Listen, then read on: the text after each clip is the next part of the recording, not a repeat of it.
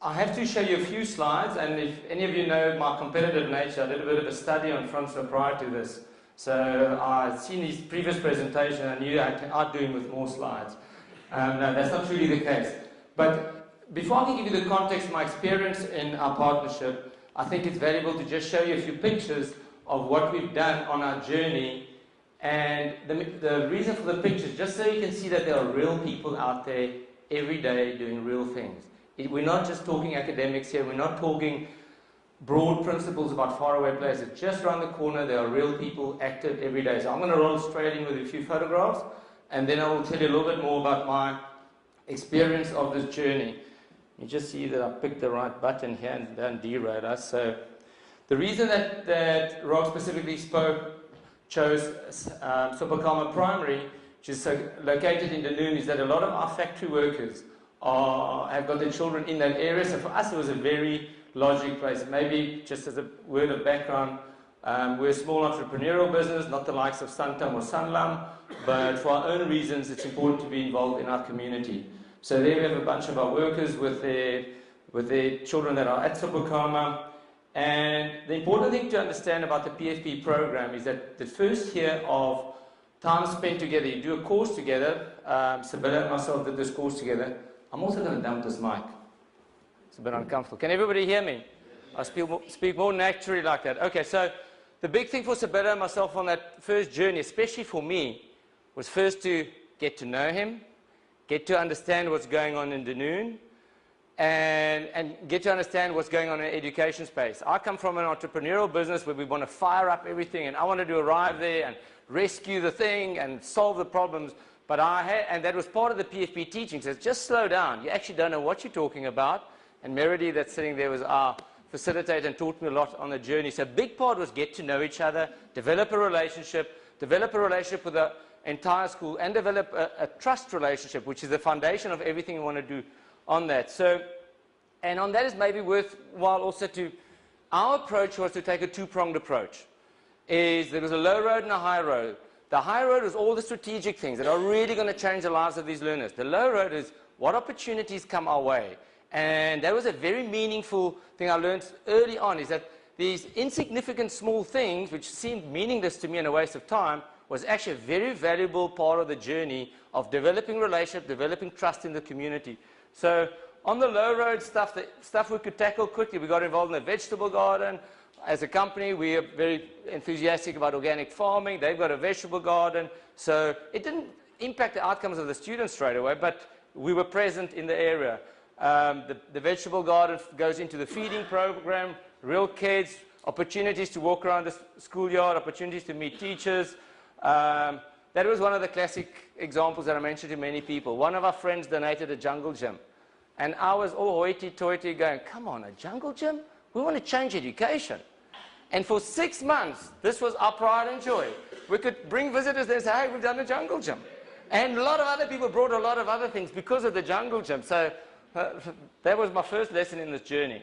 So we assisted with a bit of IT. I won't retell the story of how annoyed I was. I couldn't get hold of Sibylla, and then I realized we were working on one dongle for a whole school in a temporary building where I've got IT people on support. So we just got some basics going there.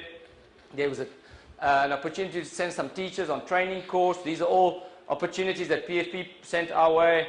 I mean, we got on Mandela Day, we got Virgin Active that wanted to do something, so they just came around for their 90-odd minutes and entertained kids. We didn't tip the world, but it was just part of the low road initiatives. And then the high road started. And this is more than 6 months into the project that we realized, after talking, Sibylla and myself, we realized, okay, before we can really charge, we need the buy-in of the total school, of the SMT and SGB. So we set up a whole day as a team building session with a facilitator to reignite in teachers why they were at the school. At that stage, obviously, there were a lot of reasons to be despondent. And at this team building session, I think that we did Gangnam style there on the right-hand side. Everybody got to know each other again and got enthused about their teaching job. How many slides am I so far? Okay. And then that was followed by a 2-day strategic planning process where we actually said, if we're now together as a team, what are all the things we want to tackle and what's realistic? So I'm going to roll through the slides, but people broke up into small teams. We listed all the many and then finally selected 4 things. So there are the teams all selecting 4 different things. And of the 4, we scaled them from ease of execution to really significant. And they were arts and culture, which is a relative easy thing for us to at least work on, to literacy, which was of key importance, and we could at least tackle to improve that. Then it got a bit more intricate, how to create more support for the school, and then also tackling the issue of language, of learning and teaching, which I'm not going to get too involved in this morning. So here's just an example. Once we got started, we identified that arts and culture is one of our objectives.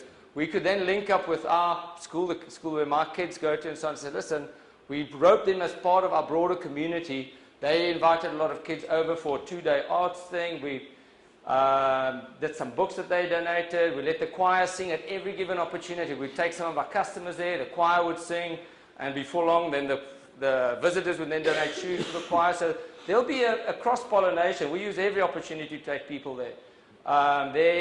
Neil Muller Construction donated some computers. Every time we had an opportunity to engage in somebody from our community, we'll take it to the school. And then we'll take our ROGZ staff there as many times as possible, do either a Christmas function or start of year, and just build relationships. As for the story from the Sanlam case, here's a case of a real person. That little girl in the middle there, Simbulele, was a head girl at SOPHAKAMA a few years back. And as it turned out, she did, through her home circumstances, could not go to high school. So here's the head girl, top performer, academic, and in every way does not have an opportunity to go to high school. So fortunately, again, through a customer of ours, we got a sponsorship, got her out of that area, attending Bloberg Rand High School at the moment. And I think last year she got 2 distinctions, not 7, but 2 in her first year at high school. Now, back to the high road. So while we were doing all of this, we used every opportunity to attract people to us. And in that way, a group of ladies approached us. And this, to this day, is probably the biggest gift I've received on this journey. Is they approached us with a desire to participate. And we'd already identified literacy as a key project. And their passion was to get involved in literacy. These 4 moms that are all volunteers, mostly from the school that we use as a partner school, then started doing a literacy program twice a week. What was originally 4 moms and has now grown to 15 moms, drive into the Noon Township and sit there for a couple of hours twice a week with a small group of people doing one-on-one reading. And they did a lot of research in this process, found the best academic partners. They chose to work with the SHINE program. They participated in NALI BALI World Read Aloud Day. And as I said, these moms have now grown to 15. They've stuck to this program for over 18 months. I think next week we're having our first award ceremony for the first graduates of that program. And they've helped with establishing the library, getting book donations, and even met with the department. And I see you didn't expect a photograph of yourself here, Annette, do you? I think you're there somewhere in the back. So through that project, we also finally got to meet with the Department of Education to kind of liaise, what are we doing?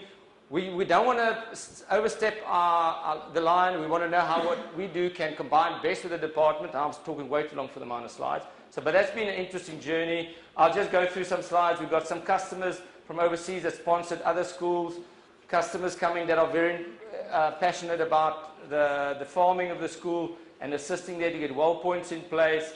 And again, we use every opportunity to rope in our community, whether it's my friends and family, whether it's ELKANAH, the school where our kids go to, that we're really building strong ties in as like a twinning relationship where they involve frequently at SOPHAKAMA, whether it's our faith-based community.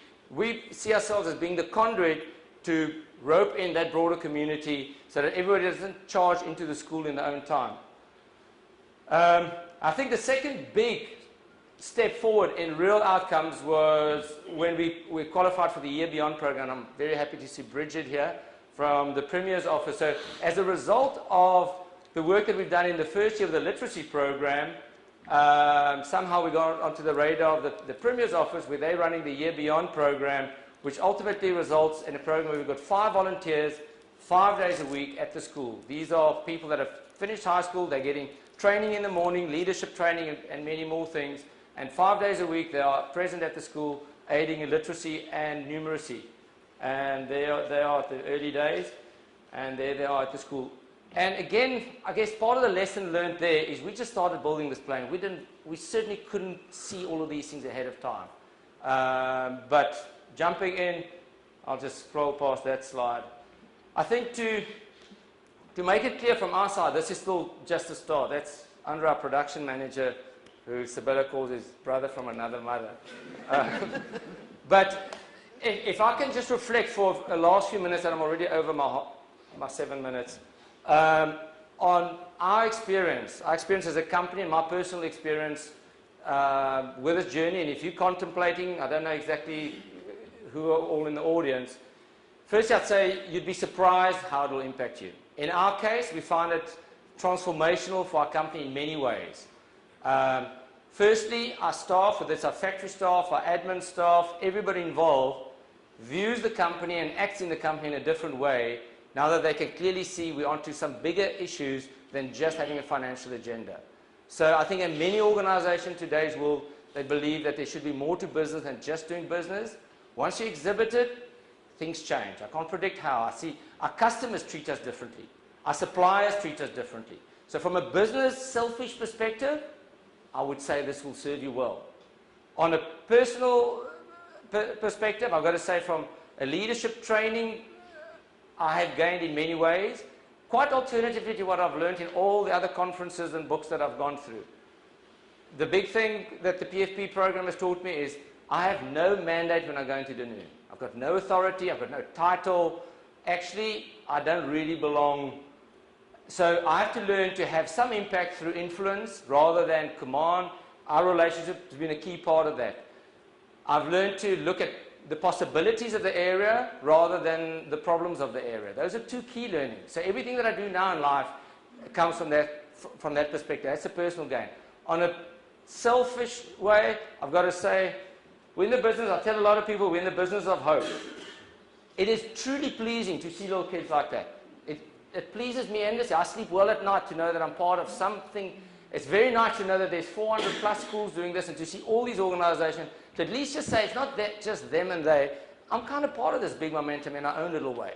And when I pitch the story of being in the business of hope, the nice thing is there's a huge need for it. So when you sell hope, it's good, but be cautious. Most people have been oversold on hope in the past. If you're not planning on seeing it through, then don't. We owe it to the people when we sell hope to deliver on that hope. It's a long journey, but it's a worthy journey. But just don't go out and pitch hope and not deliver on it. So that's my view. Before I hand over, just a last word of thanks to Sabella.